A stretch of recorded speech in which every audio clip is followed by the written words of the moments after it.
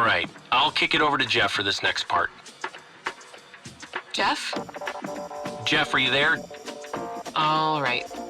I think... Hey, Jeff, I think you're on mute. All right, welcome listeners back to an episode of You're on Mute by CompuNet. My name is Brandon Edwards. I am a cybersecurity solutions architect. I've been with CompuNet for 7 years, doing all things cybersecurity, frameworks, MDR providers, and the like. Today I have with me Randy from Critical Start. Randy, it's so awesome to have you here today. Could you introduce yourself to our audience? Yeah, sure. My name is Randy Watkins. I'm the CTO for Critical Start. I was a co-founder, so I've been there for 13 and a half years. Originally, we started out as a value-added reseller, much like CompuNet. We were going into customers. We were being very consultative. We were understanding their problems, their environments, recommending security solutions to put in place. I was a pre-sales engineer / post-sales service delivery person. So I not only sold the solution, but then I went back through and implemented it after the fact. We pivoted probably about 3 or 4 years into that endeavor to MDR back before it was cool, before everybody had one. We just saw customers were unable to operationalize the technology they were buying. So we thought, well, we could probably do that for them. We tied everything together. We built out a SOC. We started doing response on top of it. We were doing a educational tour of why we aren't an MSSP. And then Gartner came out with MDR. We said, yeah, that fits. So we transitioned into the MDR world, and we've been kind of growing ever since. So I've been really proud to be part of that journey. We went from 5 of us starting the company to about 300 employees now, covering about 380 customers, of which we have many happy CompuNet customers. So really appreciate the opportunity to come on here and spend some time with you guys and be part of the inaugural You're on Mute bunch of podcasts. So thanks for having me. Absolutely. It's a pleasure to have you. So, CTO, it sounds like you were there from the start. How did you evolve all the way up to the Chief Technology Officer? That sounds like quite a journey. Yeah, don't let the title fool you. You can put scare quotes around any part of that you want, like Chief Technology Officer. I started off as a security architect, just doing a lot of the pre-sales and post-sales implementation, then senior architect after a year or so there. Being that we were a value-added reseller, I vetted all the technologies before they came into the portfolio. So if a product wanted to get in front of our sellers, they had to go through me. So in the early days, it was FireEye, it was Palo Alto, Silence, Carbon Black. A lot of the legacy tools, some of them are still around leading the space. Some of them have sold. Some of them have completely gone away. But I vetted all the technology, so I moved up to director. And then when I started to kind of create a framework to bring those vendors in under a, an expectation of security controls that they would provide, I got moved into a CTO role. We started to expand. When we made the kind of split away from that value-added reseller business, and we really focused on MDR, I transitioned into that. And traditionally, the CTOs, they're running development, they're running engineering, they're doing a lot of coding. That's not me. I'm doing much more of the strategy of the organization. I still do product evaluations, looking at where do we need to integrate. I still get the pleasure of working with all of our existing customers and working with our customer advisory board. I also still love to get in front of prospects out in the field. And of course, working with our partners, and CompuNet being one of our focus partners is definitely an area where I spent quite a bit of time. So it's been a long, fun journey. 13 and a half years, great experience, and tons of lessons learned along the way for sure. Yeah. So you spend a lot of time in front of customers and inside of the SOC. One of the interesting things from your perspective, what do you see a lot of customers are facing, like from a CISO's position or maybe the IT manager? What kind of challenges are they faced with from a cybersecurity front from your lens? What kind of challenges aren't they faced with, man? I mean, it's a ridiculous threat landscape with attacks coming out faster, and they're getting better faster. So the time to exploitability of a vulnerability is days instead of what used to be a year plus. Expanding infrastructure. Now we have cloud. Everybody went remote for COVID.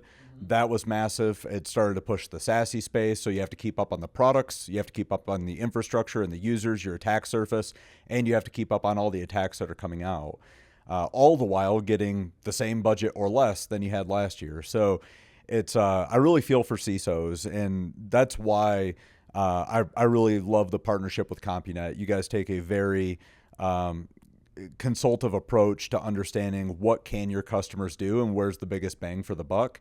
Oftentimes we see that pivot towards MDR because they don't have the headcount to look at the alerts coming in from the products they're buying.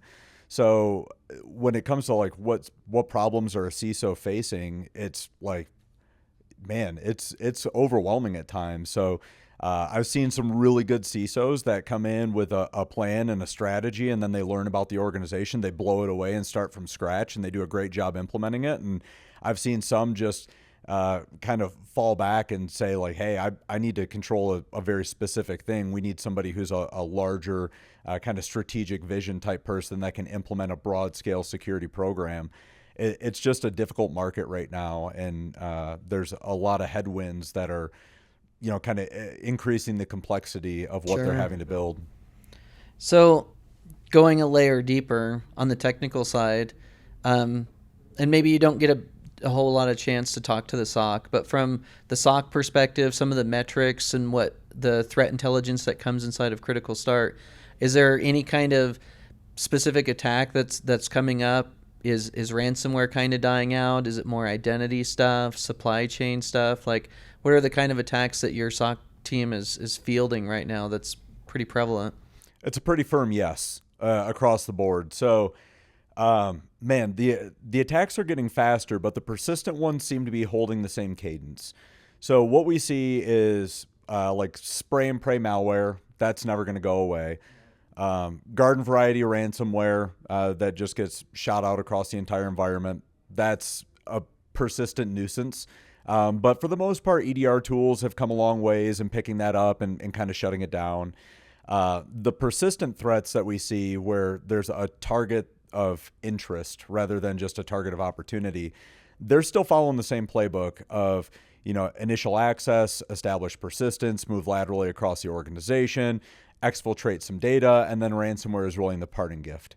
So in the MDR and the SOC, they see those earlier persistence mechanisms. They see the initial access, and that's where we try to shut down those attacks before it gets to a point where there is data exfiltration, data destruction, or ransomware left behind as a parting gift.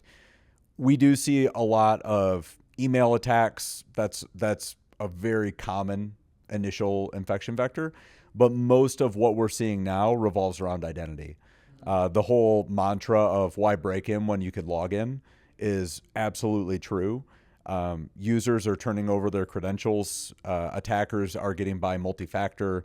And there's a lot of war driving going on and SIM spoofing and a lot of attacks that actors are using to get around some of the controls that we put in place. But it still seems like a lot of organizations are falling prey to identity attacks because they haven't implemented some of those advanced identity controls. So that is a lot of what we're seeing. We still see kind of a spread of attacks across EDR, identity, email, cloud. It's hit and miss. Usually cloud attacks we see are misconfigurations where somebody accidentally externally exposed a bucket, and we flag that and send it over to them. But a lot of what we're seeing now revolves around identity, which I do kind of appreciate the evolution of identity security products recently to combat those. Yeah. So would you say that that's a blind spot in most organizations, is bolstering that identity? It is, but it's very quickly getting remedied. Whether it's like, hey, we bought the E5 portfolio, so we're going to implement Defender for Identity, or we're a CrowdStrike shop and we're putting CrowdStrike Identity on top of it. Or there's a lot of Okta, and Okta's done a great job at advancing their portfolio. So it is a blind spot, but I think it's one of those known unknowns where they know they need to fix it. And a lot of organizations are moving pretty quickly to protect the identities. All right. And I imagine you guys are building the connectors to start pulling in those feeds as well. Yeah, in the last 6 months, I believe we put out 24 or so direct connections into some of these industry-leading tools, whether it's CrowdStrike or Okta or OneLogin or Defender for Identity or Abnormal or Proofpoint. And we built a lot of direct connections so we could really bring in more of those signals. And then the detection investigation is really great, but the R in MDR is for response. So being able to do multifaceted response across identity, endpoint, and email all at once and say, hey, delete that email, disable this user account, and isolate that host is absolutely critical to us being able to stop these threats kind of before they spread. Yeah. Is there anything, I know we got to be careful with customers, but is there anything that you could say that, across the board, you wish your customers did X better or Y better? Yeah, I wish they would regularly check their product configurations. We do that as part of the service. We'll do like a biannual check on their configurations or an annual check, or we'll do we call it an environment review where we go through all their products and make sure we're seeing all the right alerts. We'll check exclusion lists. But by and large, what we see is organizations get 60-70% of the way implemented with their product. It's deployed, it's mostly configured, it's generating some alerts, it's stopping some things that they know are coming in, but then they kind of move on to the next thing because there's always the next project that needs to be done. So I guess that 80-20 rule, 80% of the work, 20% of the effort, and then vice versa. Yep. It's that last 20% that we often see fly under the radar. And we can clue them into it, and we can say, hey, you have 1,000 endpoints that are in an alert-only policy. We need to get these moved into an actual prevention policy. It's like, well, we have change management. These are production servers. We can't take these offline. This is going to require a reboot. It's like, man, guys, we really need to budget this into your time, your effort, whatever it is, because the attackers are always going to find the one asset that's not correctly configured, and they're going to set up shop there, and they're going to pivot through the rest of your organization. So it's like, oh, that the whole like super troopers, that little guy, I wouldn't worry about that little guy. Like, no, worry about that little guy. That one is going to be the one that gets you. And we see it over and over and over again. So it's really like, finish the implementation before you move on. Operationalize the tool. Make sure it's coming into your MDR provider, whether it's critical start or not. Make sure your MDR provider has full visibility, full access into it, and they are ready to take it over from a operationalization perspective. Then move on. Yeah, we see the same thing. We see a lot of customers who get a product, they seem to lack the priority, and I guess that goes into the next question: is like, what is holding these customers back from making it a priority to say, hey, before we move on to this next project, like, let's finish the installation. Let's make sure we're 100%. Let's go get a second set of eyes to go look at this. Maybe it's they don't have project management. They don't have the stakeholders. From your perspective, what do you think is preventing that, hey, let's get this 100%? Man, an IT security project manager is like the holy grail. Whenever we get a customer who's like, oh yeah, this is our project manager, like that's the person. We need to get really, really close to them. I always appreciate the resources that companies allocate to major projects. The problem is priorities shift on a daily basis, right? I mean, it takes one celebrity exploit coming out that triggers your board to ask a question about what are we doing to protect against this, and then that identity project is on hold, and now we're looking at OT, or we're looking at email, or like, hey, whaling attacks, supply chain, like we need to refocus on this. And that's where like we advocate for customers to really use professional services from their partners. I mean, CompuNet has a massive PS bench. So anything they can do to augment their staff with things that you don't need internal knowledge to do, right? Like configuring a tool, you don't need internal knowledge. Implementing the tool, you do. Yeah. So if we can get the customer to do the first 30, 40, 50% of the tool, and then bring in a CompuNet to come in and do the configurations, make sure it's configured to best practices, walk through it, operationalize it, build a run book for it, hand it over to the MDR, then it's kind of a guaranteed win across the board. And the company's not worried about like, well, we don't have the resources for it, we have to pivot. Great, CompuNet's going to keep going on the delivery of this project. You guys can pivot wherever you need to go. Yeah. So that's a lack of expertise in-house, right? Like a lot of times when we get a project where we're implementing a product, customer has never used that product before. And so there's the whole strain of learning the tool and then adopting the tool and then building processes around it. And that's where we see a lot of that kind of stuff fails, is the operationalization of these solutions. And I think, to your point, a dedicated security project manager is a must. In fact, our team, we have one. She manages all of our projects, and crosstalks between different domains to make sure everything's copacetic with everything. Yeah, and the organizations, they have the expertise, but like you said, a lot of times the only exposure they have to a specific product is what they've seen in the pre-sales process, right. Which, like, it's kind of an old joke, but you're never going to see better than the pre-sales process. Like, if that tool isn't shining, it's The Blind Side, where Sandra Bullock's like, if you don't love it in the store, you're not going to like it at home. It's like, well, that's the same thing for security products. If you don't absolutely love the pre-sales process, the product doesn't get better than pre-sales. So there's always a steep ramp after the fact. And if you get partially implemented, you're starting to learn the product, but then you get sidetracked or you get pulled off for something else. You have to go back and relearn that product. And unfortunately, a lot of security products have been kind of scaling back the amount of CBT, computer-based training, ILT, instructor-led training, whatever it is.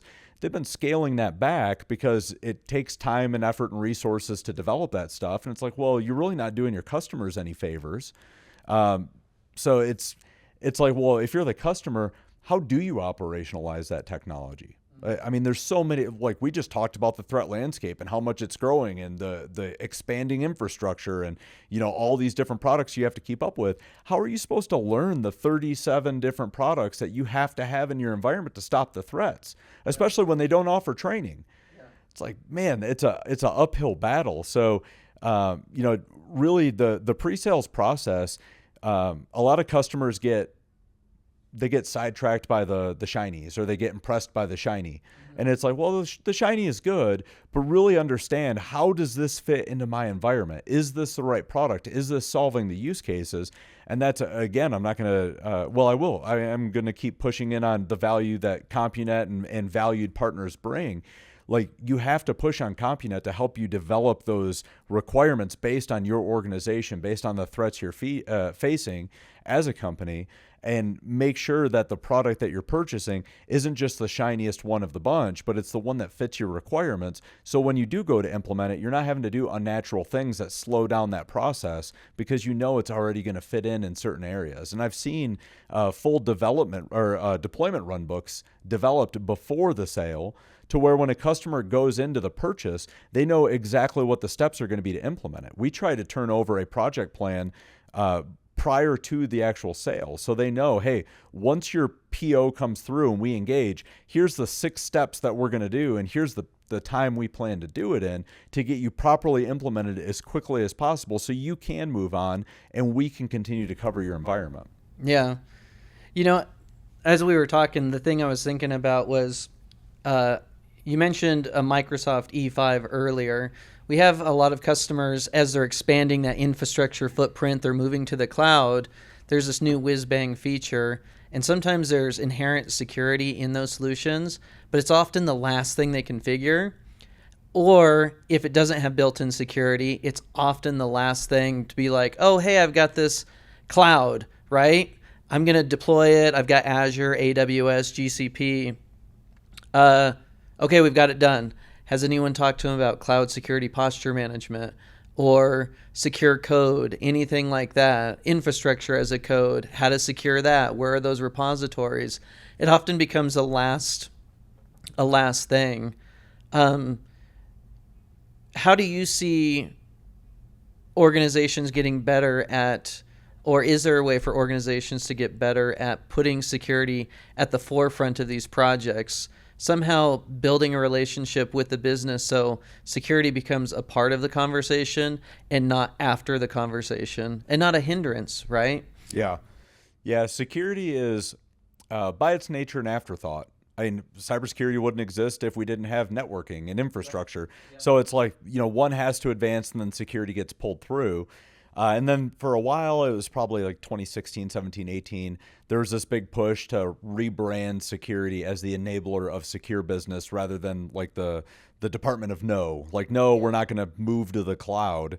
So really what I see being the most successful in larger organizations is any sort of IT project committee has a security seat on it.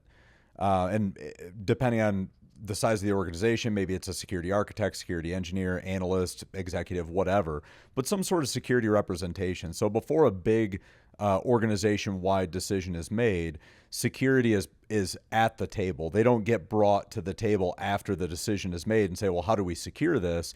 They're actually in the middle of it. So, secure code, like, oh, we're going to move to this platform. Okay, well, what are the security controls around that platform? Can we extend our existing tool set to protect that platform? Do they have inherent security inside of that platform? Those questions get brought up before the actual decision is made.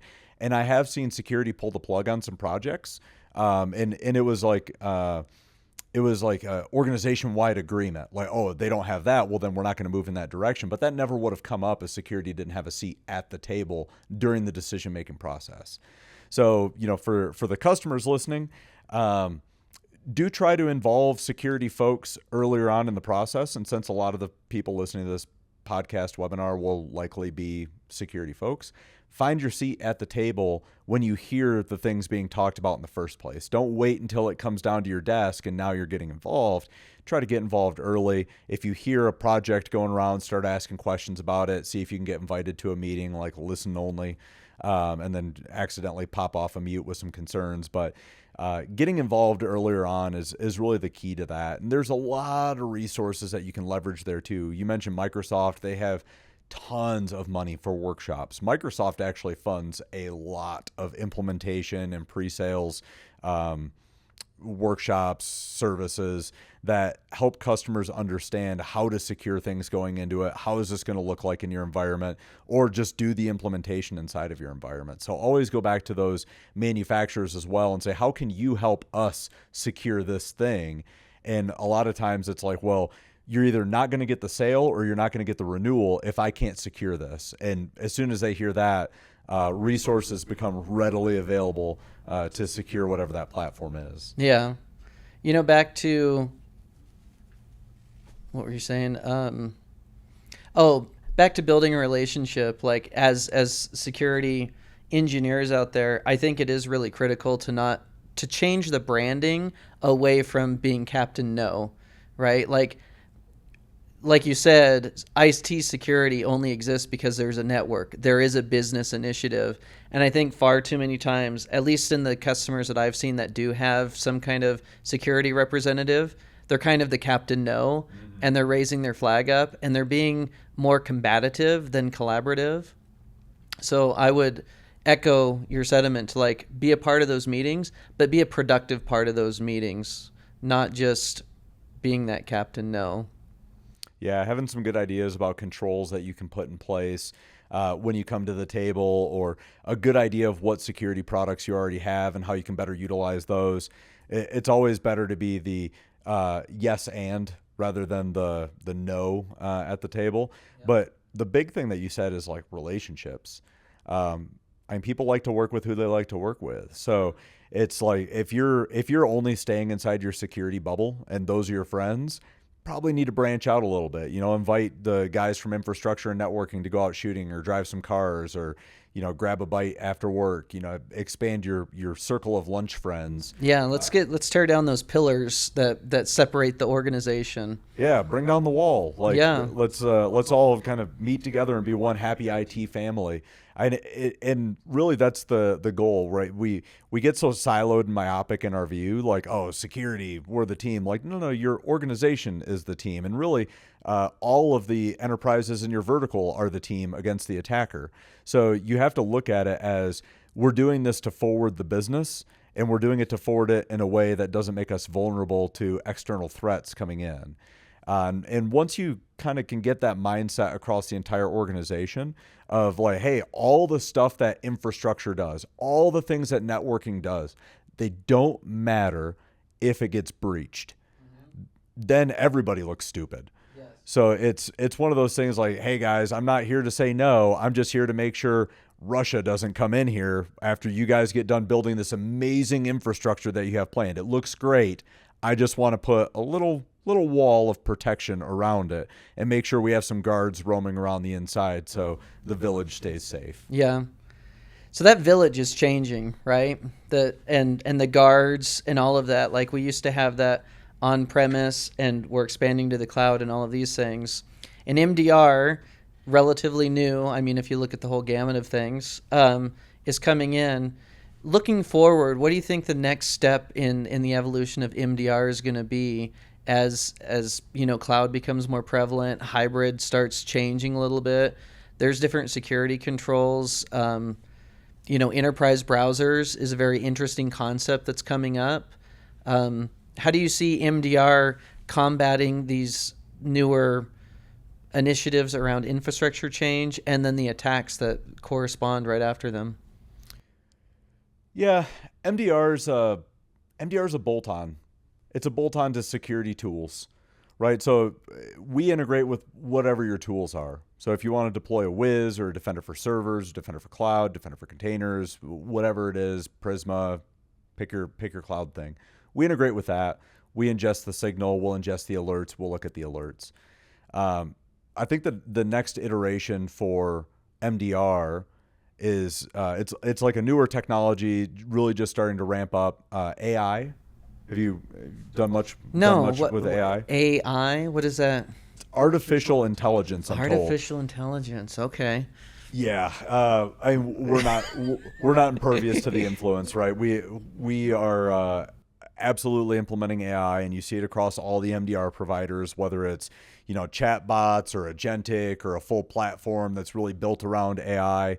That is the next evolution, is how can we put AI in place? And the reason is so obvious because attackers are already using it. Defenders have to use it. We see it getting baked into all the products that are getting deployed, whether you're talking about EDR, identity, email, network, cloud, whatever. AI is going to get baked into every product that every customer has, and MDR is no different. So where Critical Start sees MDR implementing and adopting AI is in a very controlled way, right? Because a bad AI decision can be just as disruptive as an attack, right? And we have APIs into all the products that allow us to respond. So if AI says like, hey, system's doing some bad stuff, let's go ahead and start isolating user accounts, that turns into a bad day really quick. Or like, oh, well, this PowerShell seems to be running a lot of bad commands. Let's go ahead and isolate that executable. Like, oh, that's going to be a bad day for everybody. Yeah. So where we're implementing AI is really in a tactical and responsible way with guardrails around it, where we think of agentic slightly differently. Typically, agentic is AI agents that all perform a different task. We think of agentic anything that performs a step in a process. So it might be AI, it could be automation, it could be ML. It's a combination of deterministic and probabilistic, and AI is all probabilistic. So if you leave it up to AI, maybe it's good, maybe it's bad, maybe it depends on what time you ask it, maybe it depends on the prompt that you put in there, maybe it depends on the one bit of data that you feed into it. It could come up with a different verdict. When you look at building a plan and running against it, I mean, AI will build you a great plan and you say, great, go ahead and run that plan. And it runs a totally different plan. So when we implement AI, we're keeping humans in the loop. Absolutely. So we can have deterministic models or deterministic steps inside of a playbook. We can have those run, feed that deterministic outcome to an AI module that summarizes that data, aggregates that data, and makes a proposed verdict based on what we know to be good or bad, sends that to the analyst. The analyst can say, I agree or I disagree with this verdict. And if I disagree, this is why, and have it rewrite a summary. And if they agree with the verdict, then we can execute not another AI playbook, but an automation to do the response. So we can have AI trigger automations where we know what's going to happen. We don't have to, it's not like toss it up in the air and see what actually happens. We know what's going to happen. So we can control what AI does, where it feeds into our offering. And really what that gives the customer is the speed of AI with the confidence and consistency of humans, not leaving things to chance. So that's really how we're implementing AI. That's what we see as the next evolution. It's absolutely moving towards a platform of AI-based SecOps, but for just about every organization, they don't fully trust autonomous security, and I don't blame them. I mean, we are a year removed from AI that can count the number of R's in strawberry. Like the original Copilot claimed Windows 9 was getting attacked. Like we still have some advancements to do. It's coming along a long ways. I think Moore's Law is probably realistically 9 months now instead of the legacy 18 months. But I still think there's a lot of runway where humans have to be involved before AI SecOps is at a point where it's consistent enough, it's reliable enough to truly trust the your organization's security to it. Yeah, I like how you mentioned the human aspect. Are you guys at all kind of concerned on the flip side of it? If a customer's like, hey, if I've got this AI agent, so Microsoft has Security Copilot, the question has become, well, couldn't I just use Security Copilot as my MDR provider?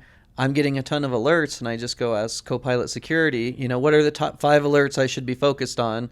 It's going to churn through that data and say, hey, it's these 5. And then you have a security analyst who basically the AI is allowing them to scale so that the MDR story could potentially get diminished. Do you have any thoughts or concerns around that side of it? That might be an eventual inevitability, but it's certainly not today. We do have customers that use Copilot. We do have customers that use a handful of different AI-based platforms for SecOps. We don't see them really pushing replacement of MDR with those tools yet. And I think it's because of the accuracy, because they don't trust the autonomy behind AI to do the response, and because there's never just 5 alerts. And there's never 5 alerts to look at. Customers have hundreds of alerts coming from 5, 10, 20 different security tools, and you can use AI to maybe bubble up some of them, but all of them are important. Otherwise, there wouldn't have been an alert fired in the first place. So customers still want all of their alerts looked at. And I mean, we see a fair amount of alerts. I want to say, I'm trying to recall the number, but I believe it was between 15 and 19% of low alerts that come into us as a vendor criticality low that our SOC looks at, and they reprioritize it to a high because we have more context than what the AI had or what the manufacturer had or the vendor had. So I mean, we're a little bit different in the fact that we're looking at every alert regardless of criticality, every threat alert that comes in. Other MDRs are only looking at the criticals or the highs, and maybe those ones are a little bit more ripe for replacement. I mean, if you're only looking at 5 critical alerts, then sure, maybe I can have an analyst look at those themselves. But we're looking at every threat alert regardless of the criticality, and AI is just not to the place yet where it's reliable and consistent enough to say these are the only 2 alerts that matter, focus on these. So AI is becoming a force multiplier. We see it no differently in what we're doing, but to adopt AI, you have to go through the full adoption process. You have to figure out how to feed it the right context of your organization, and then you have to really trust that it is trained enough to kind of spit out accurate and consistent results. Yeah. So I want to pivot just a little bit. You're looking at a bunch of alerts from EDR, identity, email, and stuff. At least what I've been doing, the advent of AI has really brought to the forefront data security, specifically unstructured data, where it is, how to handle it, what kind of sensitive information is inside of it. And so DLP, data loss prevention solutions are coming up. And a lot of organizations that I'm running into, at least, seem unprepared at building a program and an analyst to actually review. I'm working with one organization, and they have 2 FTEs. They spend all day looking at data loss prevention alerts, and they're going back to the business and doing all that. Is that, today, I don't believe Critical Start is doing that. Is that an untapped opportunity that Critical Start or maybe other MDR providers are looking into to expanding their portfolio to help that pain point? That's a great question. Good, I got one. Yeah, it's the rule of thumb is if somebody says it's a great question, they're stalling for time so they can think of an answer, and that's absolutely what I'm doing. And I'm not gonna fluff around it. I mean, we don't do it, right? I mean, we'll look at egregious DLP violations. Sure, like mass data exfiltration, stuff Yep, like that. exactly. Yeah. Insider risk maybe, but Well, see, insider risk is super difficult because you have a user that's known to the organization. They've authenticated. They're on an organization computer. Maybe they have legitimate access to that data and they're using it in an illegitimate way. And the granularity that DLP fires off alerts, and I've run DLP in the past, it's a nightmare. I envy nobody that's doing it, but it is a necessary thing. We just can't look at those. They're not sockable, because if our SOC gets something that says, Brandon exfiltrated 500 megs to a OneDrive. Like, I don't know if Brandon's allowed to do that. Like, what do? I need to escalate that to the customer and have them tell me, right? So there's certain things where we're not going to provide value. And I know there are other MDR providers out there that say, we integrate with DLP products. Sure, but what do you do about it? And that's a big thing that we're starting to see as I dive through just pages and pages of terms of service and service descriptions from different MDR providers to do competitive analysis. I'm like, okay, you integrate with these 400 different products, but you really only do anything about the alerts coming from 5 of them. DLP is just one of those. We can use our platform to filter out DLP alerts. So if a customer said, we have a very, very, very large customer, and they said, listen, we don't need your SOC to do anything with these DLP alerts, but we do want you to help us with the volume of DLP alerts. And we're like, okay. So we had an analyst sit down with them. We went through a bunch of their DLP alerts, and we were able to put some filters in place that reduced their DLP alerts a substantial amount. We did identify a couple of alerts that our SOC could do something with. And then the rest of them we sent to their security team with very specific comments, very specific notes, next steps, whatever they needed to do. So we try to augment DLP programs where we can, but man, that is a rough problem to solve. And for what it's worth, like when you're doing DLP implementation, the first step has to be data tagging, data identification. Like if you don't know where your sensitive data is, don't try to wrap DLP around it. yeah, I would even go a step higher. It's really what is the risk appetite of the organization, and it comes down to actual policies. Because some of the things that I see, and likely with your large customer, is they probably had a silly rule in place that said, if it's a social security number with a high confidence, I want to know about it. The reality is, if we take a step back and say, do we really care about one social security number that has no context? I would argue we don't, right? There's nothing that can be done with that number, and the false positives just go skyrocket. It's just that number of digits and some dashes. So I think going to that next layer to saying, hey, like, what are the policies? What's the risk appetite? What do we care about? And I think if an organization has that, then they can move to that next step where they're doing the data tagging and saying, these are the actual actionable alerts that we can go do. If a customer had that kind of footprint, do you think an MDR provider could provide more services around being able to watch that?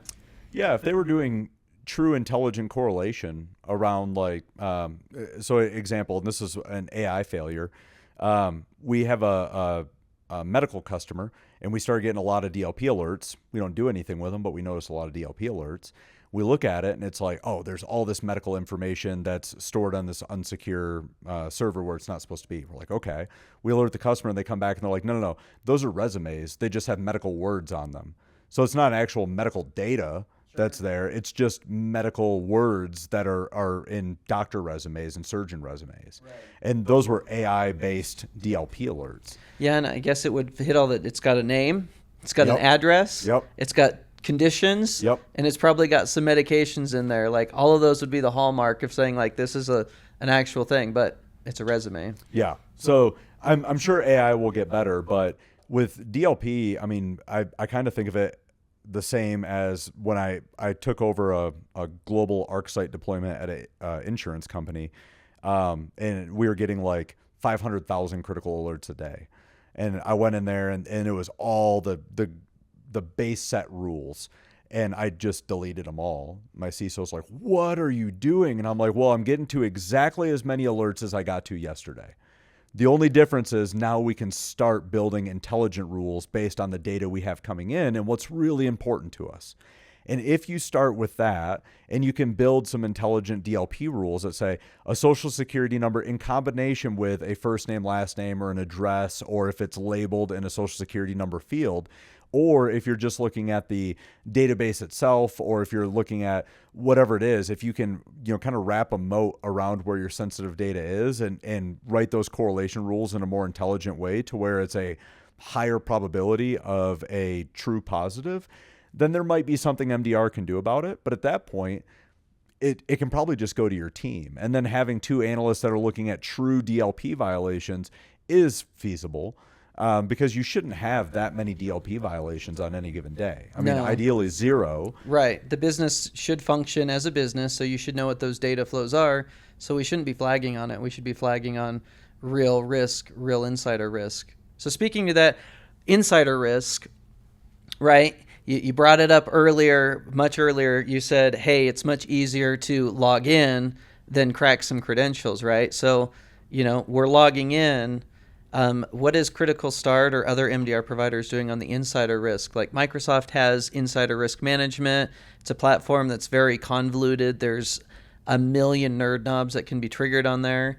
What are you guys doing? How do you guys see insider risk? Yeah, insider risk is easiest to catch at point of login. And most identity solutions are doing a pretty good job at kind of correlation around the user themselves. Microsoft is exceptional here. There's a ton of nerd knobs. Sure, their IRM module is pretty difficult and has a steep learning curve, but just Defender for Identity, the number one things we see is like, somebody logged in, but it was from an unapproved device, or they bypassed multi-factor, or it was from a unknown location, or it was an anomalous login. You start tying some of those things together, and you can identify attackers logging in as a user. When it's a true insider threat, maybe it fires off on a USB stick. Maybe it fires off on unauthorized access if they have data access policies turned on. But insider risk is one of the harder things to actually wrap any security around. It's not easy. We have a couple of kind of internal proprietary rules that we've written that flag on some IRM behaviors, but I mean, it's not an easy problem to solve, and MDR is not a magic bullet for that by any means. It truly is a technology problem where you have to have the proper technology in the right place and appropriately configured for an MDR to monitor that. You can't just give MDR a trillion signals and expect IRM alerts to come out of it, because we don't know what's expected behavior inside of your environment. And I think that the expected behavior and abnormal behaviors is the key indicator. And some solutions have it where it's user and entity behavior analytics. And I feel like that is a field that could take off, especially in insider risk. If we had all the appropriate signals, I feel like it could be like, hey, Joe spent this much time on his email, spent this much time on this site, this site, this site, be able to map that out. And then when Joe starts, exfiltrating 200 gigabytes of data, that's abnormal. Like, we should assign some kind of risk to it. Microsoft's trying to do that with the insider risk module. Do you guys directly integrate with that module, the insider risk module? We integrate with Sentinel and their SecOps dashboard, so all the data inevitably flows into one of those two pools. Okay. So we can use Graph to grab whatever data we need. But it is interesting. I mean, you bring up UEBA. I feel like we're back in 2017, 2016. Yeah. Like, this was already done with Niara. It was done with Light Cyber. It was done with Vectra. And there was a lot of security products that came out that had legitimate ways to detect insider risk management. Unfortunately, they got acquired by HP, Aruba, and just kind of dissolved. Palo Alto picked up Light Cyber. That was a great pickup for them. They've baked in some of the capabilities into their firewalls, but being able to capture the east-west traffic, tap into structured and unstructured data stores, being able to tap into the identity component themselves, Microsoft, CrowdStrike, they probably have the best angle to do true insider risk management. But you do need a lot of telemetry coming from a lot of different places. And a lot of times, like, there's just not systems in place to monitor the right place to pick up that one weird behavior that, Joe did, where he logged into a system. And it really comes back to, like, stop trying to detect things that only exist because you have crappy foundational security controls. If you implement least privilege and you unnest all your user groups and you properly structure data permissions, insider risk management is super, super difficult. And we have a couple of customers, like 3 of them out of 350 plus customers. 3 of our customers have amazing data security controls.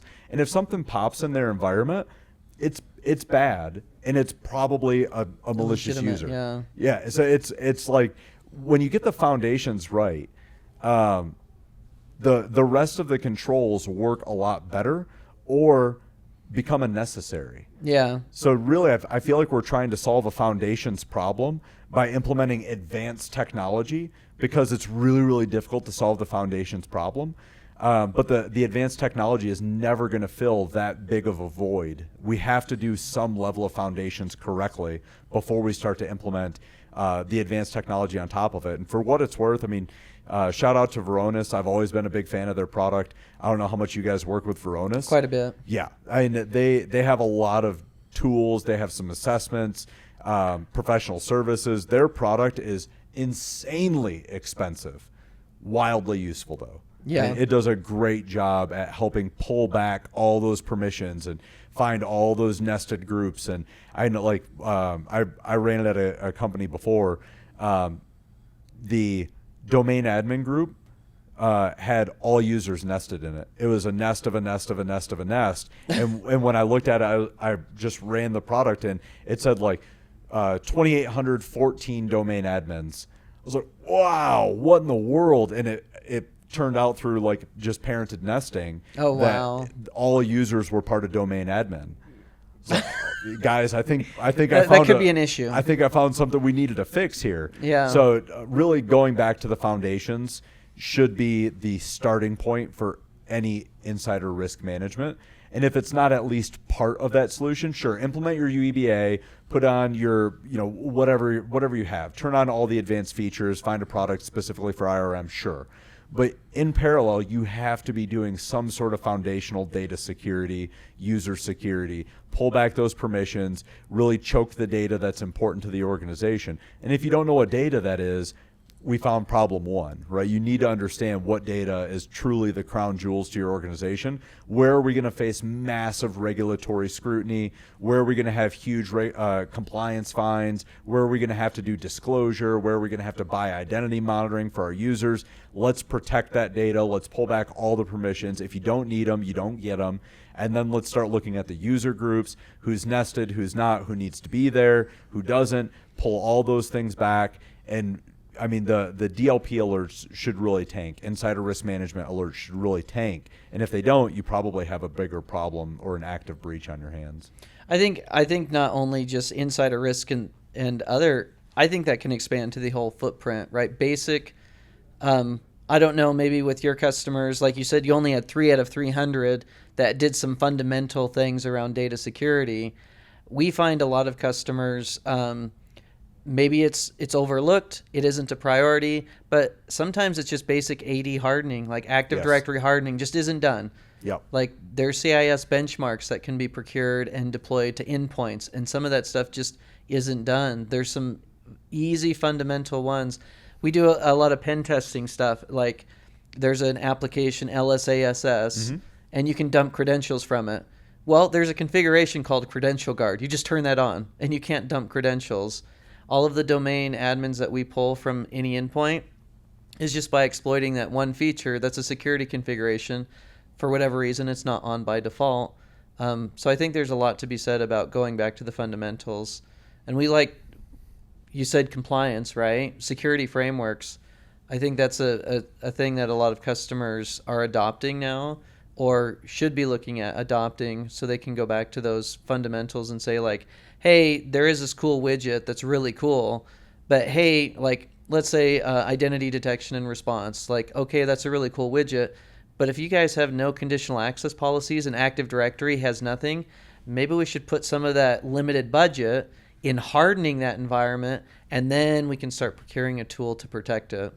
Yeah, the reason the foundations are so hard to do is because, like we said earlier, security was an afterthought.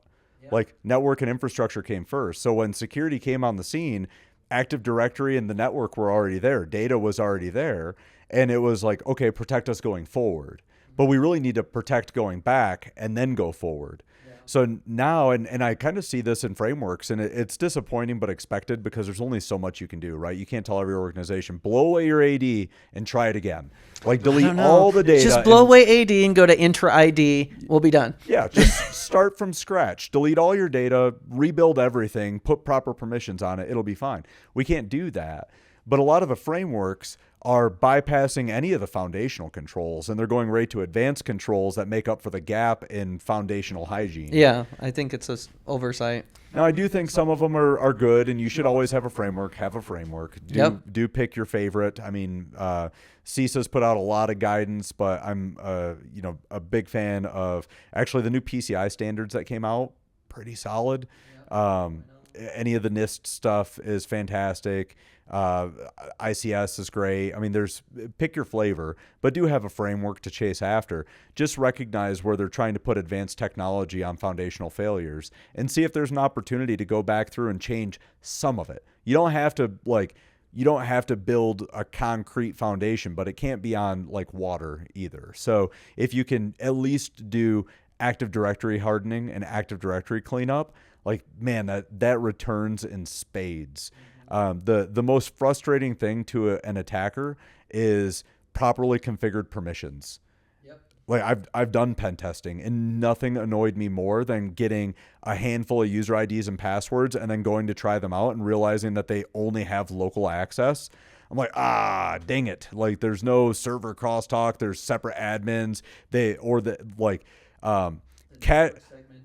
Cache credentials. Like, why is that still at 10? Like, pare it back, guys. 3 maybe, so people can log into their laptops when they're off site. But if an admin logs in to install an application, immediate reboot. You should be. And that's a forced to fundamental reboot. problem. Like, admins should not be logging in to deploy software. That should be done by a management solution. Yes, absolutely. And if you have a service account, like non-interactive logins, and then you should have a rule set up where if it's any service account that does have an interactive login, it fires off alerts. So, I mean, there's a lot of foundational things that we just don't do. And those are the most abused by attackers in pen tests. Unfortunately, also what I see is pen tests don't reflect true attacker behavior. They reflect pen tester behavior. Mm-hmm. Pen tests have a different mode of operation than true attackers. Yeah. I mean, there's different rules of engagement. So you can't do a pen test and go like, we stopped them here, we're good to go. Right. That's not the case. You stopped what a pen tester would do, but attackers might operate slightly differently. And those foundational controls stop all things. It's only once you start piling new technology on top of poor foundation where pen testers and attackers change the way that they approach the situation. Yeah, an attacker's scope is much larger. Oftentimes a pen test is like, I just want you to assume breach, put a box in, and then go from there.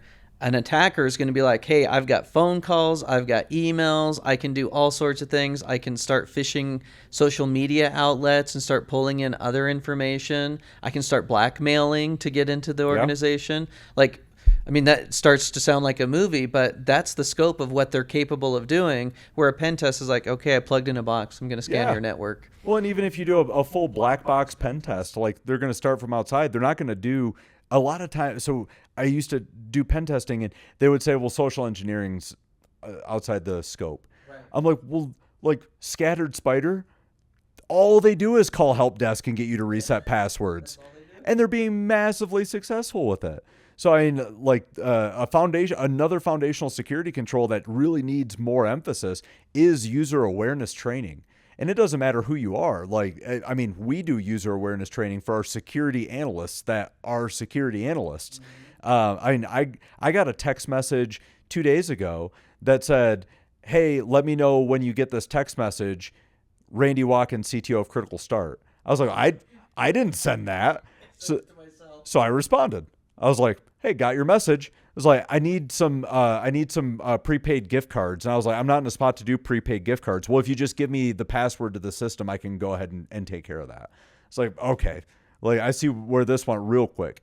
They're using WhatsApp. They're using LinkedIn. They're using Signal. They're using Teams. They're using Facebook. I mean, they use everything to reach out to the users, and users are just getting bombarded with fake phone calls and fake text messages. And like the user awareness training and user protection outside of their identities has to be something that we as a security community really start to enable. And October is Security Awareness Month.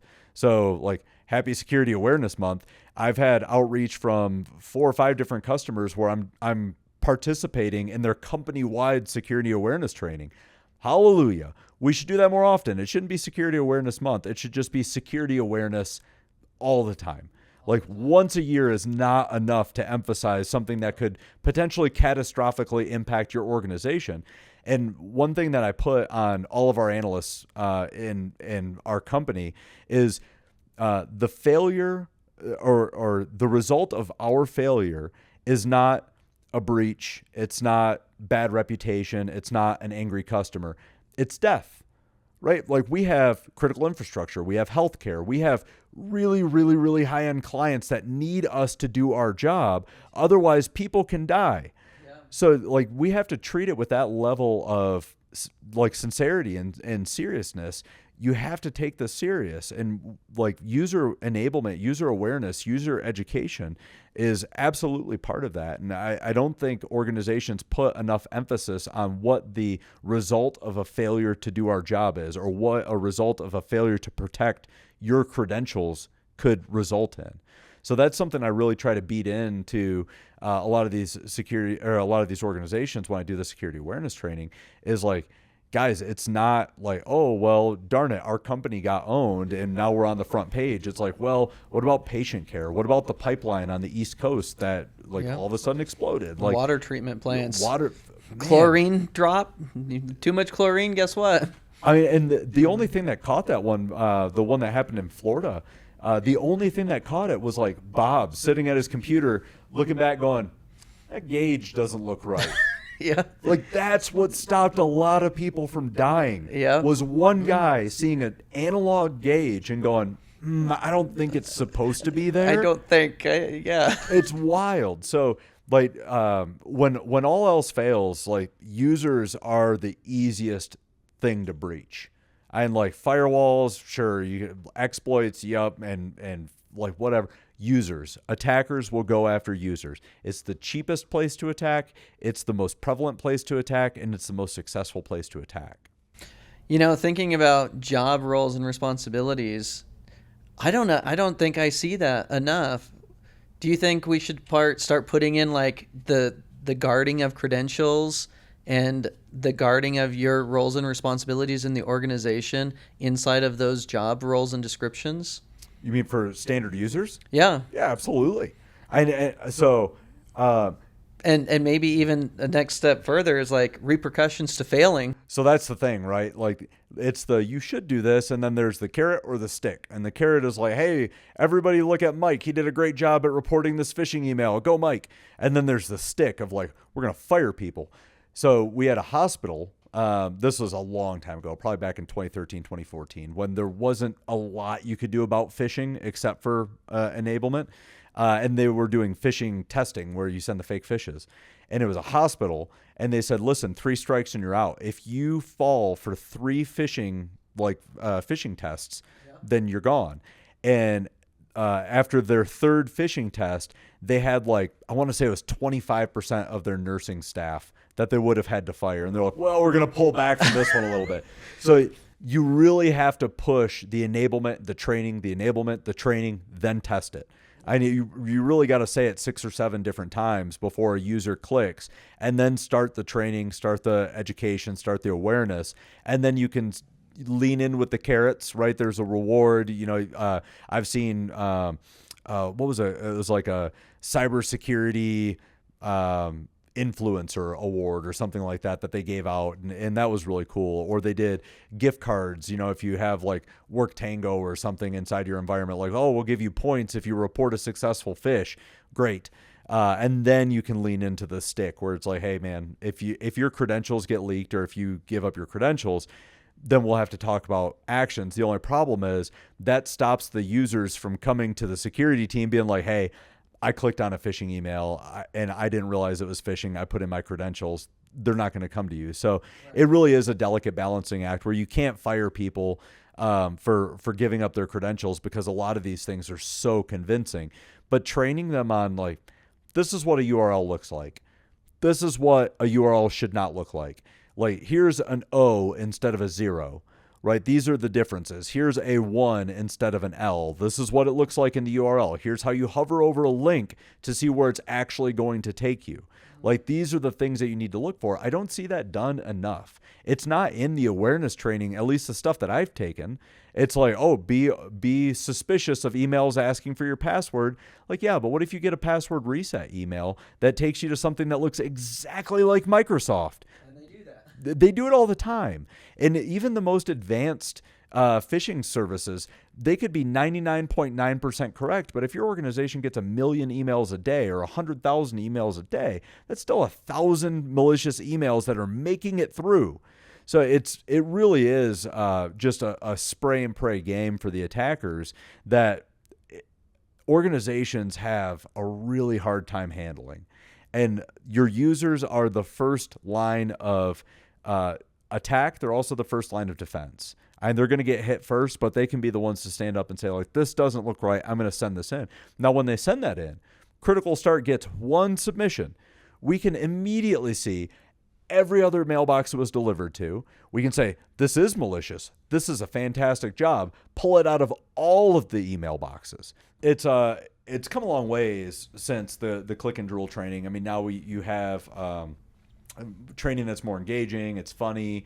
They have like some of the assessments baked right into it, so it's not like listen to this thing for 30 minutes and answer 2 random questions. You can tie the training in with your phishing stuff. I remember my favorite training platform that's ever come out was Atata, and it got acquired by Mimecast, and it was hilarious. And they had sound judgment and human error. Human error was like the slovenly guy with long hair, and he wore a robe and a t-shirt and sweatpants. So they had characters for this whole thing. Oh yeah, it was great. And they brought him to Black Hat, and they were just like, oh, I got my picture taken with both of them.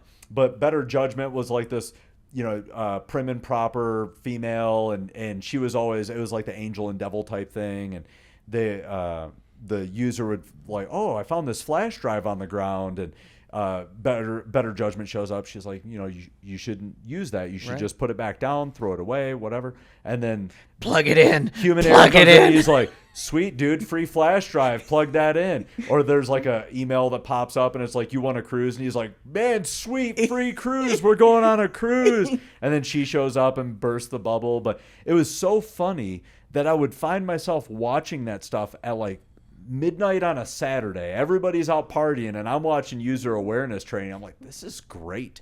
So some of the content has really come a long ways to where you can put it in front of your users and it's engaging. It turns into water cooler talk. It's pretty funny. And that's the thing is, like, make security awareness training viral inside of your organization. Actually, really early on, like probably 2013, I was at a school and I remember seeing, I remember this. Every time you click a phishing email, a baby seal dies. And it was a poster. And they had it everywhere. I'm like, that's amazing. It's not great that baby seals die, but that was memorable. And people think about that stuff before they go to click on it. Yeah, they're clicking that, I'm going to save a baby seal and not click. Yeah, but it's make security viral in your organization. Security is everyone's job. Security is a community sport, whatever you want to say. Yeah, it needs to be a part of the culture. Yeah. Yeah, and all the slogans, all the sayings, just make it something people talk about, make it something memorable, make it something that sticks, because that's where attackers are going, right? And you see this in every major APT group, whether it's calling them, vishing, smishing, whatever weird combination of phishing you have. They're going after the users because it's easier to log in than it is to break in, and the best way to get credentials is to just ask for them. Yep. Excellent. I think that's a great place to stop. Randy, it has been awesome having you on the show today. Yeah, thanks for having me. I really enjoyed the conversation. We'd love to have everyone join us back again on... You're on mute. Oh, yep. You're on mute.